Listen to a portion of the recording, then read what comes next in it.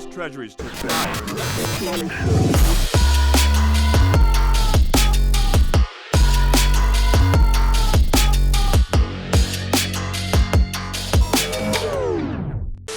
Listen up, Rebels. Rebel Leader here, and today I want to talk about the massive earnings call season that we are currently in.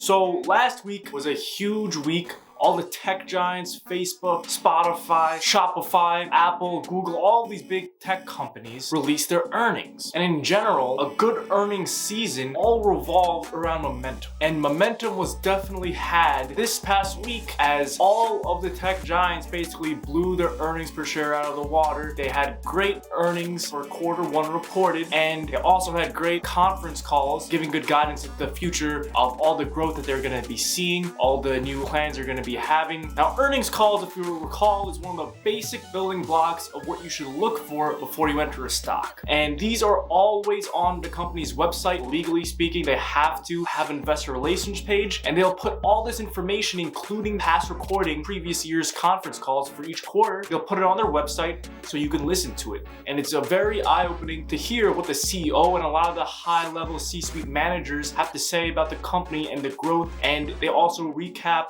what happened that quarter. And they talk about competition, they talk about exciting new projects they're working on. This is the first step to actually understand what the company is, and you listen and you'll hear from the voices themselves of the CEO or very high level members of the company who are actually running the day-to-day business. Now, basically, I just want to bring this up because Facebook had an amazing earnings call. They beat their earnings per share by 70% of Wall Street estimates. Wall Street and all the other analysts were expecting them to have a $2.30 earnings per share. They came in with a whopping $3.30 of actual earnings per share for the first quarter 2021. A lot of analysts have this company at around a $400 fair price value, and this is a great opportunity to buy in. Generally speaking, earnings calls are 4 times a year when you'll see the biggest raise in stock prices for that company, unless they release some major groundbreaking shocking news that nobody anticipated, because literally everything they say is on these conference calls. They don't hide anything. They want the investors to know and believe in them and to keep sticking with them. So they'll tell you everything you need to know in these earnings calls. But if you still haven't gotten into Facebook, now is a great time, because now you get boosted confidence in this company and you can see that there's still a lot of room to run. $400 price target for maybe the end of the year going into next year. This company is going to keep growing years and years and years into the future. Facebook is currently sitting at $800 billion market cap. It didn't even reach the $1 trillion club yet. And Apple already passed $2 trillion. Facebook has a lot of catch-up, and it can do it. Facebook will be one of the most important companies in its digital advertising space, in its social media space, in virtual reality, augmented reality, even have Libra, the cryptocurrency. They're trying to make digital payments. There's a lot of things to be excited about in Facebook, and a lot of us used Facebook back when we were little. There might be some nostalgia. It's still around. It's still very strong. It still has the most user base out of all the platforms for social media to date.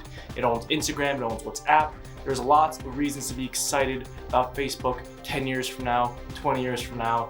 This stock has unlimited potential, and it's just a great thing to see during the earnings calls. These people be very confident in what they're presenting. Another big company that came in with a huge earnings beat was NIO, actually. And they were expected to only have an earnings per share of negative 16 cents. They actually came in with an earnings per share of negative 4 cents. And that might seem like very incremental, very small, but it's actually huge. It means they're about to break profitability.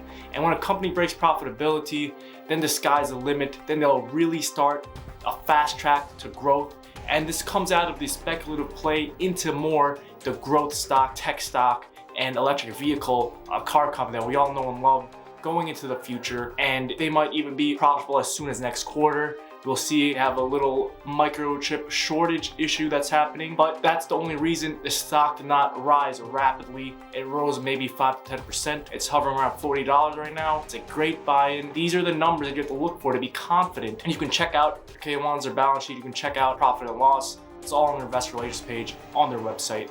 And it's good to know, regardless of what companies you own, when their earnings calls are. It's good if you're trying to time your entry and exit into that stock in particular, but it's also very good for you to keep track. And you only have to do it 4 times a year. and it's not that hard to listen to a phone call for about an hour, and you get to really understand and hear some interesting questions from analysts that are coming into these earnings calls already and eager and excited to hear the information being presented.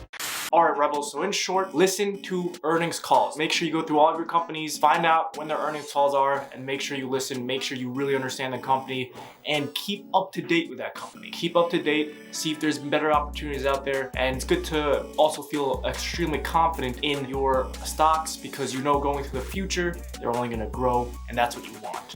Rebel Leader, over and out.